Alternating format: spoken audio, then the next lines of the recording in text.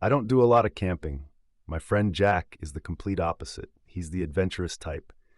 Mountain climbing, camping, rowing, you name it, the guy has done it.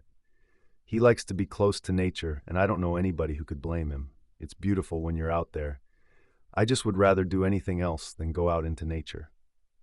I live a sheltered life.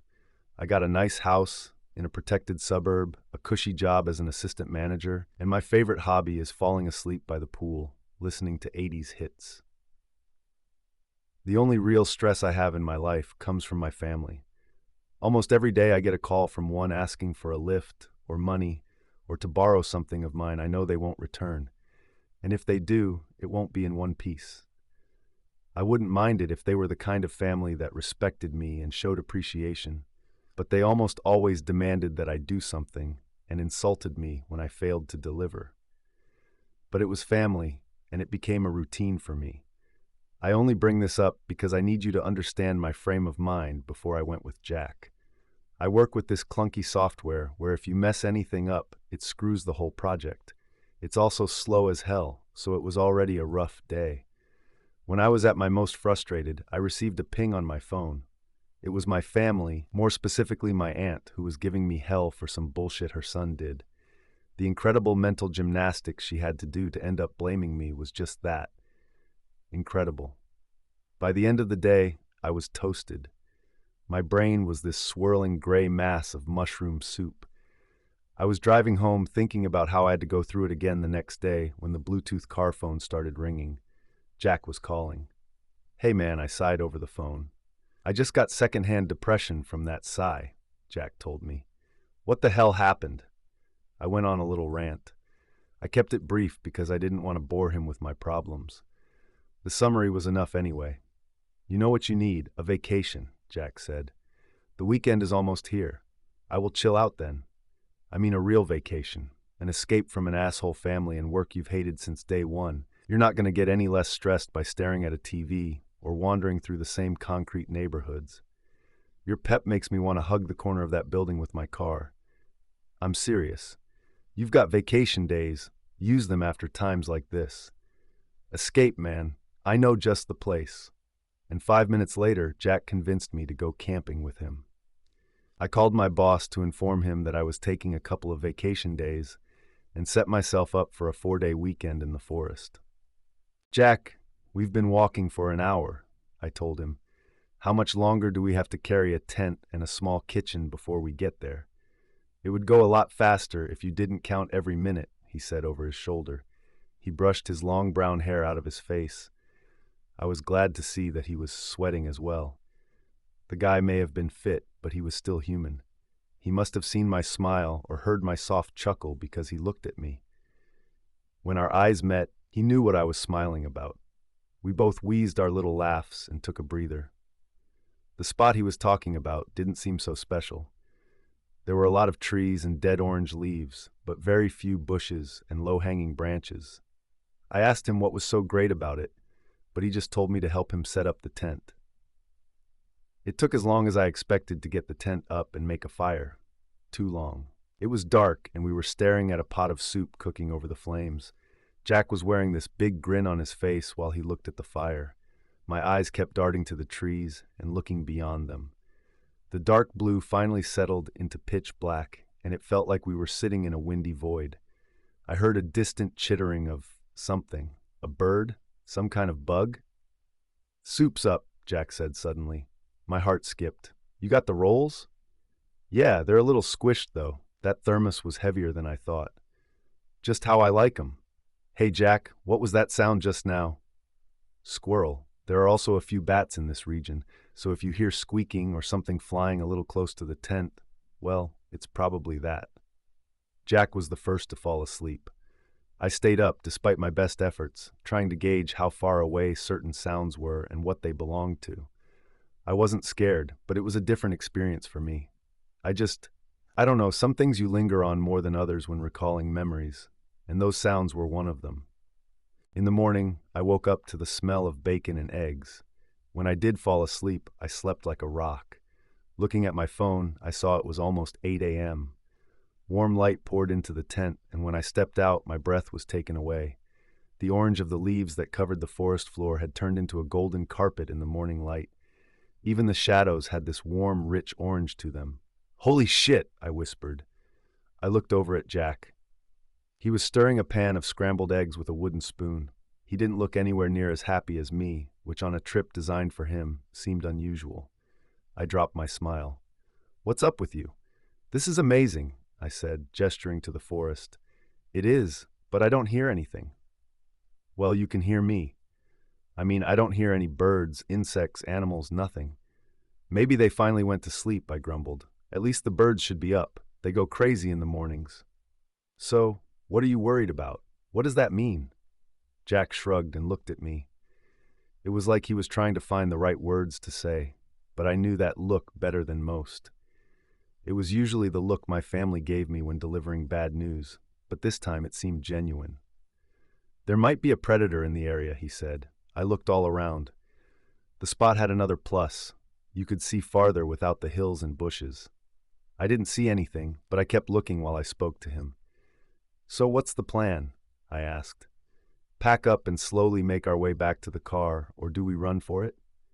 "Neither. It's probably passing through the area. We will know when we hear the birds again. Just keep your eyes open for now and eat your breakfast." I trusted him enough to take what he said as fact.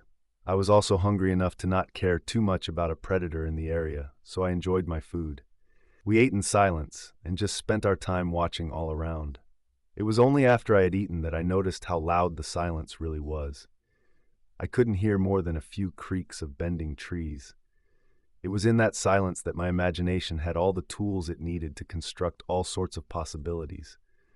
Bears, wolves, maybe a wild cat like a mountain lion. Those things blended in well. I knew that from the posters in the camping store. When your mind is devising a nightmare, your body can sometimes tense up without you knowing it. Mine tensed up in such a way that my breathing got weird.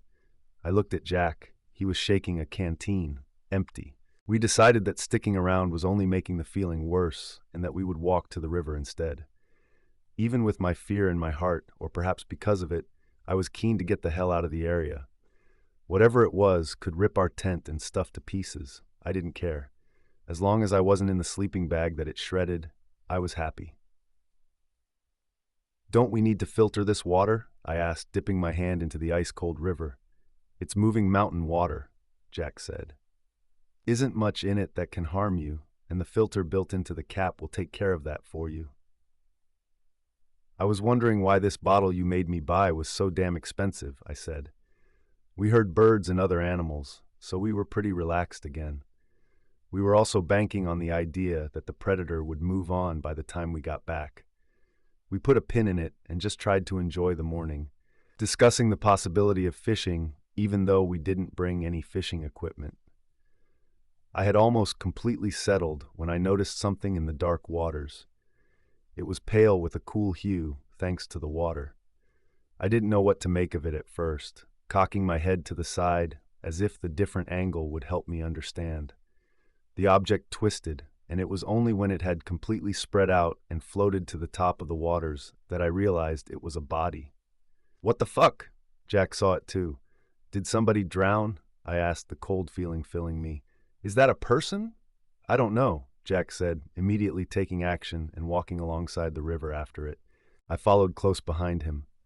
We sometimes looked at where we stepped, but that didn't stop us from stumbling as we saw the figure twist and turn with the water. There was something wrong with it. The person didn't wear any clothing, and their body was deformed. It drifted close enough to the shore that Jack could reach one of the limbs. With a disgusted face, he grabbed an ankle and quickly pulled it, dragging the corpse onto the shore. He was quick to release it and wipe his hand on his jeans. The two of us looked down at it, mute and disturbed. The body itself was scrawny, but the head was slightly large. The fingers appeared normal at first, but the way they curled in on each other, it was like it had far too many joints. As for the head itself, the eyes were 2 dots, the mouth no more than a slit. Not a single hair on its head either, making the flesh seem even more puffy. "Jack, we need to call somebody," I told him. "This guy has been in the water a long time. His flesh is waterlogged." "Like, just his head?" "No, this guy isn't. I mean, look at his." What? Between his legs.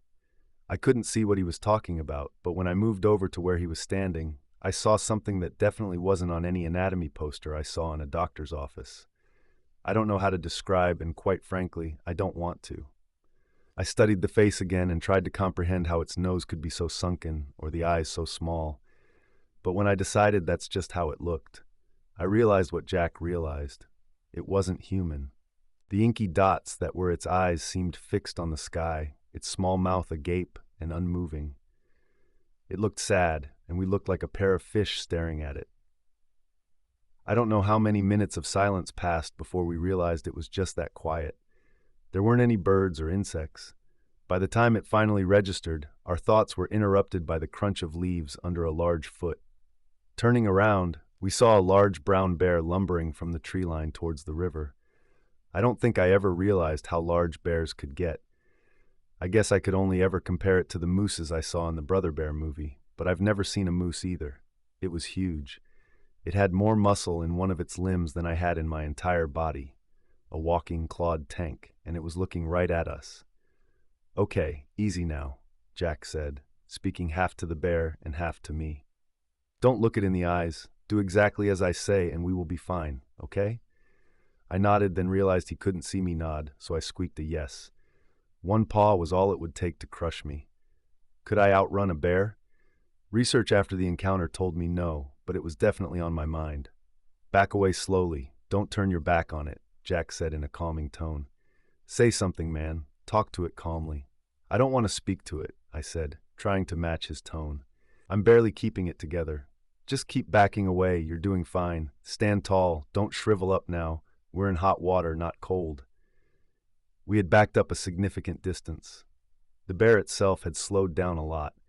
I tried to keep from looking at it directly, but whenever it looked away, I couldn't help myself. Bears have almost human-like lips. It had them pursed as if sighing, looking up towards the trees across the river. It didn't see us as a threat, and this thought was helping. I fed into it, whispering little things like, "It's going to be okay," and nothing to it. "You're doing great." "Yes, you are, man," Jack said. "Now let's just hang around here for a moment, see if it'll leave us alone before we head back to camp."